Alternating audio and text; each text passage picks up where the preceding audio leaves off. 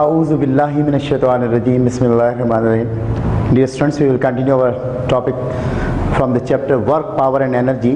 In previous lecture we have done the work. Today we are going to explain power and energy. Power क्या है? The rate of doing work by an power. Power किसके बराबर होता है? Power is equal to work divided by time, या आप कह सकते हैं P is equal to W upon T. The work done per unit time is called power. मुख्तलिफ वर्ड्स में हम इसको डिफाइन कर सकते हैं.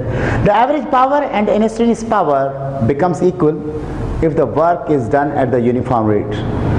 अगर हर सेकंड के बाद सेम वर्क डन हो रहा है तो आप कह सकते हैं कि इसका एवरेज पावर और इंस्टेंटेनियस पावर क्या है? सेम है. Power is also equal to the dot और the scalar product of the force and the velocity. आपको याद होगा कि power is equal to what? Work upon time. हमें पता है वर्क किसके बराबर था? फोर्स डॉट प्रोडक्ट है फोर्स एंड डिस्प्लेसमेंट की divided by time. Can I write here power is equal to F dot d over t. Rate of change of the displacement is known as the velocity, so you may write here f dot v. So this one is also the formula for the power. आप इसकी definition में आए. The dot product force and the velocity is also known as power. क्योंकि power एक scalar quantity है, इसकी कोई direction नहीं होती. बेटा जब हम पावर के यूनिट्स की बात करते हैं तो पहला यूनिट आपको यहाँ पे नजर आ watt. In SI system the unit of the power is known as the watt. Watt है क्या? 1 watt is the power of an agency which does the work at the rate of 1 joule per second. इसका मतलब है अगर कोई object है वो 1 second में 1 जूल वर्क करे. when 1 joule work is done per unit time, that's known as watt. what is the watt? तो वॉट का जो है आपके पास fundamentally watt is equal to watt? Watt is equal to joule per second. Watt क्या है? वो कोई भी एजेंसी जो वर्क करे 1 जूल वर्क. इसी तरह से सेकंड यूनिट आपको नजर आ रहा है क्या है? Horsepower. In British power is known as a horsepower. इसको ऐसे HP से शो करते हैं horsepower. 1 horsepower is the power of an agency which does the work at the rate of 550 foot-pounds per second. उसका मतलब अब देखें इसमें 2 कॉन्सेप्ट है आपके पास. इसमें अगर आप देखेंगे कि अगर किसी ऑब्जेक्ट के ऊपर 1 पाउंड फोर्स अप्लाई की जाए और वो इस ऑब्जेक्ट को डिस्प्लेस कर रहा है कितना? 550 feet. then the amount of the power of that agency which is displacing it from that point to that one कितना? 550. कितने टाइम में? 1 सेकंड में. टाइम यहां से यहां तक कितना ले रहा है? 1 सेकंड.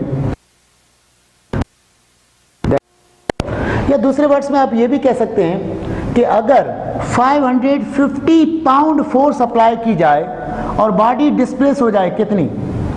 1 फीट. 1 फुट कितने टाइम में? 1 सेकंड में. when 550 pound force is applied on a body, displaces 1 foot in a 1 second, then again the definition of the unit is horsepower. This power is known as 1 horsepower. after the horsepower इनके बीच में ये horsepower और feet pound पर second और feet pound per minute में relation क्या है? तो याद रखिए रिलेशन की जब बात हम करें, relation between horse power and feet pound per second. So 1 horse power is equal to what? 550 feet pound per second. अगर इसी तरह से इसको कहा जाए the relation between horse power and also किसमें? इसमें अगर अब हम इसको the relation between horse power and feet pound per minute कर दें तो फिर क्या होगा? अभी आपने कहा 1 horse power is equal to 550 feet pound per second. अगर इसको मिनट्स में कन्वर्ट कर दिया 1 horse power is equal to 550 feet pound per. एक सेकंड में मिनट्स कितने, 1 डिवाइडेड बाय 60 मिनट्स। अगर इसको आप चेंज करेंगे 1 horse power is equal to 550 multiplied by 60 क्या हो जाएगा, मल्टीप्लाई करेंगे that would be 3,3,000 feet pound per minute. So this horsepower, 1 horsepower is equal to 550 foot pound per second, and 1 horsepower is equal to 33,000 foot pound per minute. So this one is the relation between horsepower and these two units. उसके बाद एक और relation इसमें आता है बेटा, that one is relation between horsepower and what? Relation between horsepower and what? अब आप देखिए, you know that 1 horsepower that's equal to how much? 550 feet pound per second. ये अभी हमने पढ़ा था। हमें ये भी पता है 1 फिट जो है वो बराबर कितने मीटर के होता है, 0.048 मीटर के होता है। हमें ये भी पता है 1 पाउंड जो है वो कितने न्यूटन के होता है, 4.448 न्यूटन के होता है।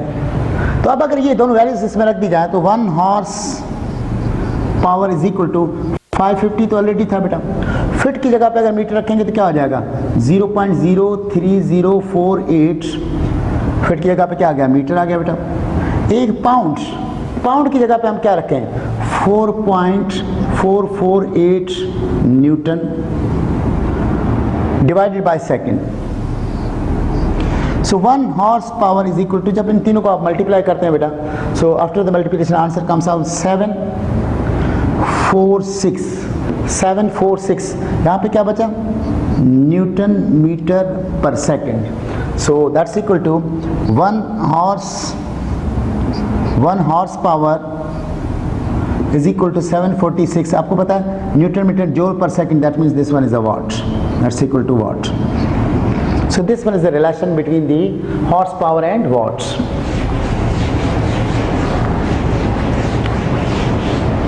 Dear students, इस चैप्टर में 3 पोर्शंस हमने स्टार्ट में कहा था। एक क्या था, work that we have already done in the previous lecture, then the power, just we have completed the power. Now the last portion of this chapter, that one is the energy. Energy है क्या चीज, called the energy, या आप क्या कह सकते हैं, capacity of doing work is called the energy. Energy is associated with the performance of the work. कैसे, जैसे सपोज करें बेटा, मैं अगर रखा हूं कि ये जो डाइस है हैवी डाइस रख दें तो आप आते हैं उठा कर रख देते हैं, लेकिन अगर 2 साल या 4 साल के बच्चे से कहा जाए उठा के रखें, सो उसका मतलब है वो उसको शिफ्ट नहीं कर सकेगा, because yet he has not the sufficient energy to displace the dice from one place. The body possesses the energy, can exert a force on the other body to do the work.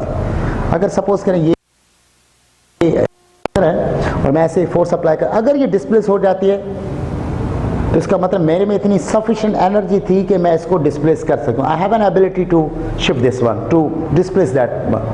तो इसी तरह से when the work is done on a body and equal amount of the energy is stored in it, let's suppose एक ही body है, it's in the rest right now, if I apply the force, displacement is covered, that means work is being done. अगर यहाँ पे मैंने रोका तो work क्या था, एनर्जी था। Energy can neither be created not destroyed, that means it is being stored over here as a energy.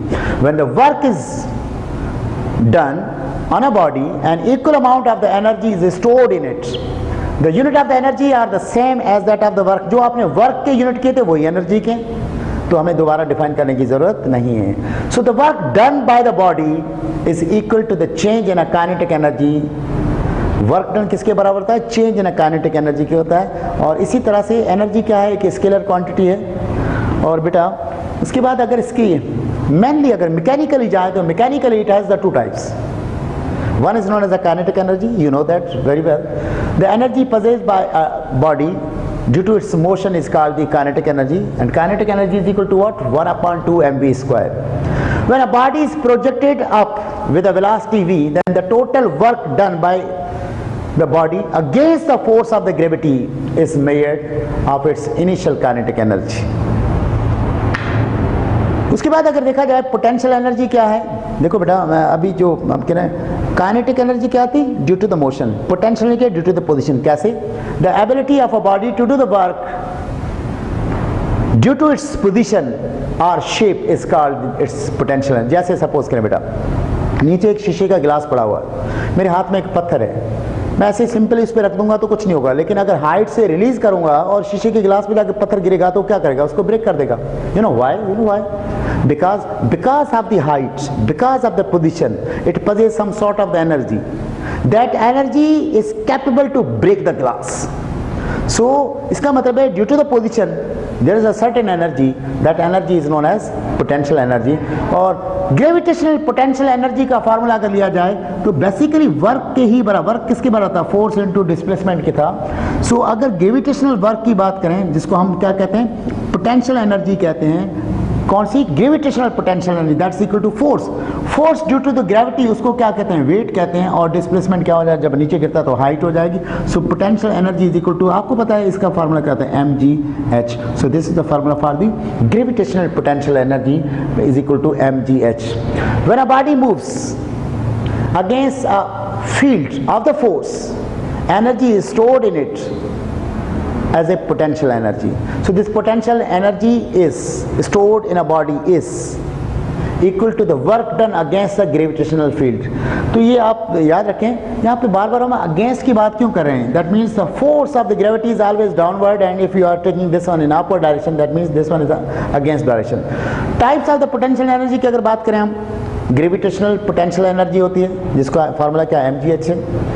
Elastic potential energy होती है, उसका फार्मूला क्या, 1/2 k एक्स स्क्वायर है। इसी तरह से electrostatic potential energy k x square upon r है। अब इसी एंगल से अगर हम देखें एक और चीज की तरफ हम जाएं, काइनेटिक एनर्जी के टाइप्स की तरफ जाएं तो काइनेटिक एनर्जी कौन सी है, ट्रांसलेशनल काइनेटिक एनर्जी होती है, रोटेशनल काइनेटिक एनर्जी होती है, और आपके पास वाइब्रेशनल काइनेटिक एनर्जी होती है।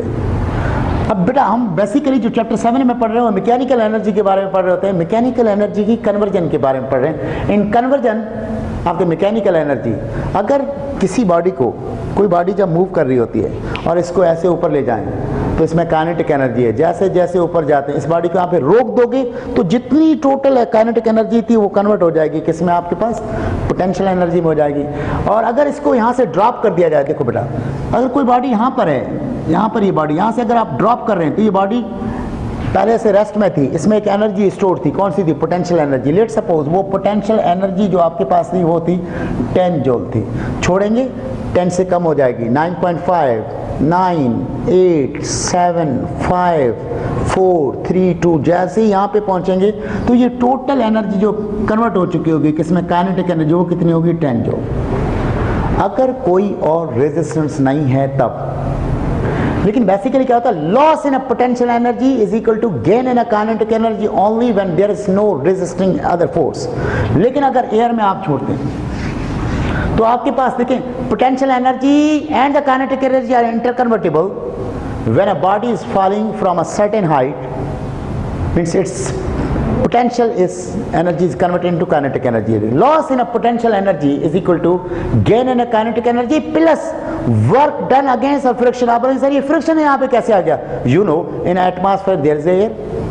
एयर क्या करती है, बॉडी को रेजिस्ट करती है, उसकी वजह से जो फोर्स प्रोड्यूस उसको क्या, उसको ओवरकम करने के लिए जो वर्क डन हमें एक्स्ट्रा किया जाता है उसको क्या कहते हैं, work done against the friction. So potential energy is equal to what, kinetic energy plus, यहाँ एफ लिखा हुआ है, एफ क्या, frictional force, means this one is work done against the friction.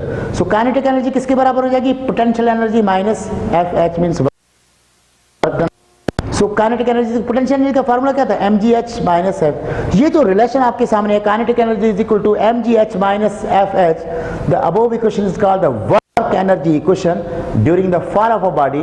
If there is no friction then the loss of the potential energy is equal to. बेटा उसके बाद अगर आप आए energy, law of the conservation of energy आप पढ़ चुके हैं। Energy can neither be created nor be destroyed but it can be converted from one form to another. This is the statement of the law of the conservation of energy. Einstein ने said that the mass and the energy are the interchangeable. कैसे? पहले classical physics में ये समझा जाता था कि energy एक अलग क्वांटिटी है, मास एक अलग क्वांटिटी है, but now in a modern physics we can think about the conversion of the mass and energy. लेकिन वो सिर्फ उस सूरत में जब रिलेटिविस्टिक मैकेनिक्स की बात करें, means the bodies which is moving with the speed comparable with the speed of the light, तो फिर हम इसको चेंज कर सकते हैं। और उन्होंने एक रिलेशन दिया था E is equal to mc square. या आइंस्टाइन ने कहा था कि ये दोनों जो है कन्वर्ट हो सकते हैं। इसी तरह कैसे हो सकते हैं, देखो आपको पता है energy can be converted into mass. Pair production जो होती है, फोटॉन क्या है, एनर्जी है, कन्वर्ट हो जाता है, किस में हो जाता है कन्वर्ट, आपके पास इलेक्ट्रॉन और पॉजिट्रॉन जो बनता है। इसी तरह से आपके पास pair production annihilation of positron और इलेक्ट्रॉन मिलकर दोबारा से क्या बनाते हैं, फोटॉन बनाते हैं। तो ये पेयर प्रोडक्शन हो गया या एनिहिलेशन ऑफ द मैटर हो गया, इसमें ये इक्वेशन वेरीफाइड होती है। उसके बाद बेटा एक बात होती है absolute potential energy. The potential energy of a body at a height h from the centre of the earth with respect to the point at which the gravitational field is zero or infinity is called the absolute potential। जैसे देखें, suppose करें ये बेटा ये आपकी अर्थ है, ये gravitational field है। अगर एक बॉडी यहाँ पे एग्जिस्ट कर रही है तो इस पॉइंट P के ऊपर जो एनर्जी होगी उसको तो हम क्या कहेंगे, पोटेंशियल एनर्जी कहेंगे। यहाँ पर होगी तब भी हम क्या कहेंगे, पोटेंशियल एनर्जी। लेकिन अगर इस ऑब्जेक्ट को यहाँ P से उठाकर आउट ऑफ द फील्ड यहाँ पे Q पॉइंट पे लेकर चला गया मैं, यहाँ पर ऑब्जेक्ट आ गया जिसका मास m है, इस ग्रेविटेशनल फील्ड के बाहर जो भी पॉइंट्स होंगे, किसी कोई भी डिस्टेंस हो, उसको क्या कहेंगे, इनफाइनाइट डिस्टेंस कहेंगे, इन्फिनिटी है। और वहाँ पे ग्रेविटेशनल फील्ड क्या हो जाएगी, जीरो। यानी वो पॉइंट जहां पर ग्रेविटेशनल फील्ड जीरो हो वहां पर जो एनर्जी होती है पोटेंशियल एनर्जी, उस पोटेंशियल एनर्जी को क्या कहते हैं, एब्सोल्यूट पोटेंशियल एनर्जी कहते हैं। बेटा the absolute potential energy is given by, drive किया जाए यानी अगर वेरिएबल फोर्स है, डिफरेंट प्लेसेस के ऊपर डिफरेंट वर्क डन हो रहा है at the height h above the surface, तो फिर पोटेंशियल एनर्जी का फार्मूला जो है आपके पास क्या बन जाएगा, माइनस जी m ओवर आर ई। इसे कॉमन निकालेंगे तो क्या बन जाएगा, 1 minus h upon R E. So this is the formula for the potential energy at different Heights. इसी तरह से अगर एब्सोल्यूट पोटेंशियल एनर्जी का हम फार्मूला देखें तो potential energy, absolute potential energy that's equal to what, minus G M E over R E square, R E. This one is the formula for potential energy, absolute potential का formula minus G M E over R E. इसमें G क्या है, universal gravitational constant है, M क्या mass of the object है, M E क्या है, मास of the अर्थ है, और आर ई क्या है, रेडियस ऑफ द अर्थ है। या आप कह सकते हैं this is the average distance between the centre of the object and the centre of the earth. So उसके बाद बेटा अगर examples of the law of the conservation of energy में जाएं, ये जो आपका इलेक्ट्रिक बल्ब है, electrical energy is converted into the light energy, और इसमें से हीट एनर्जी भी प्रोड्यूस होती है। When the fossil fuels burns, chemical energy is converted into heat energy. In steam engine at the heat energy present in the steam is converted into the kinetic energy. ये सारी convergence की कुछ examples हैं। इन rubbing your hands, अगर इस तरह से आप रब करेंगे, then the mechanical energy is converted into the heat energy. These are the examples of the conversion of the heat. उसके बाद है source of the energy. Energy का हमारे पास सोर्स क्या है, अभी आपने कहा एनर्जी के neither be created nor be destroyed. इसका मतलब है एक फॉर्म से दूसरे फॉर्म में चेंज तो हो सकती है। तो इसमें से fossil fuels are remnants of the plants and the animals which died millions of the years ago.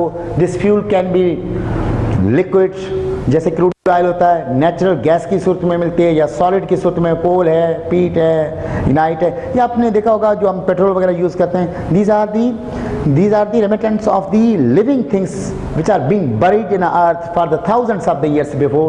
The source of the wind energy क्या है, is the wind. This energy is used in running the floor mills. अभी आपने देखा होगा wind plants बनाए गए हैं, जब हैदराबाद से आप कराची जाते हैं आपने यहाँ पे देखा होगा इस तरफ काफ़ी जो है इसे फैन की तरह मूव करते हुए विंड एनर्जी कन्वर्टर्स हैं। इसी तरह से हाइड्रो इलेक्ट्रिसिटी जो आमतौर पे हम यूज़ कर रहे हैं, एनर्जी क्रिएटेड कैसे होता है,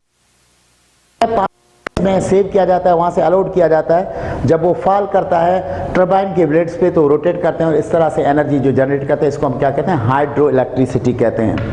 इसी तरह से एक न्यूक्लियर एनर्जी आप पढ़ चुके हैं कि न्यूक्लियर रिएक्शंस इस वक्त जो दुनिया जिस पे काम कर रही है वो न्यूक्लियर एनर्जी है, जिसमें आपने देखा ये एटॉमिक बम है, हाइड्रोजन बम वगैरह बने हैं। न्यूक्लियर फिशन रिएक्शन और फ्यूजन रिएक्शन इसकी एग्जांपल्स हैं। इसी तरह से जियोथर्मल एनर्जी है, आपको पता है अर्थ के 3 लेयर्स हैं, सबसे टॉप मोस्ट जहाँ पे हम रह रहे हैं ये क्या है, ये क्रस्ट है, उसके 30 to 35 किलोमीटर इन होती है, तो वहाँ पे आपके पास मेंटल है। उसके बाद सेंट्रल पोर्शन जो उसको हम कोर कहते हैं, तो इसमें जो है कंटिन्यूसली एनर्जी ट्रांसफर हो रही होती है। इनके टेम्परेचर्स बहुत डिफरेंट है। हाईएस्ट टेम्परेचर कहाँ पे है, सेंटर ऑफ दी आप कह सकते हैं कोर, सेंट्रल पोर्शन जो उसमें है। फिर जो है मोल्टन मटेरियल्स जो है कंटिन्यूसली रिवॉल्व कर रहा है अराउंड दिस सेंटर, वो आपके पास मेंटल जो है वहाँ पे भी टेम्परेचर आया है, तो यहाँ से आपको एनर्जी कंटिन्यूसली मिलती है। जो it is the earth's natural heat, it conduct out from the surface of the earth at the rate of 1.5 calorie per centimeter square. पर सेंटीमीटर स्क्वायर में इतनी एनर्जी हमें कंटिन्यूसली मिल रही होती है। The flux to the entire surface is 1020 calorie over time interval of the year. एक साल के अंदर इतनी एनर्जी हमें मिलती है क्या से, जियो एनर्जी काल से। उसके बाद बेटा सोलर एनर्जी मेन सोर्स जो हमारे इस सिस्टम का है, किसका, आपके पास ये जो सन हमारा एक ही स्टार है जहाँ से मेन मार्क्स जिसको कहा जाए या ड्राइव डेरिवेशन जो होती है एनर्जी की वो कहाँ से आती है, सोल से। It provide the space, heat भी देता है, space cooling provide clean fuels and generating the electricity, ये इलेक्ट्रिसिटी हम यूज़ करते हैं। इसी तरह से एक और सोर्स हमारे पास टाइड्स के वाल से आ जाता है। टाइड्स समझ रहे हैं, जो ये वेव्स बनती हैं समुद्रों वगैरह के अंदर आप जब जाते हैं ये वेव्स देखते हैं, टाइड्स जो बनती है, tides is due to the attraction of the earth and moon. So the source of the tides energy is ocean tides produced by the reaction of the moon अपनी तरफ पानी को अट्रैक्ट कर रहा है, अर्थ फिर दोबारा करे, इस तरह से जो ये वेव्स बनती हैं और ये हमारे पास जो है क्या है, सोर्स हैं। और थैंक यू वेरी मच। इस तरह से अल्हम्दुलिल्लाह this chapter is being ended. May God bless you. अल्लाह हाफिज़।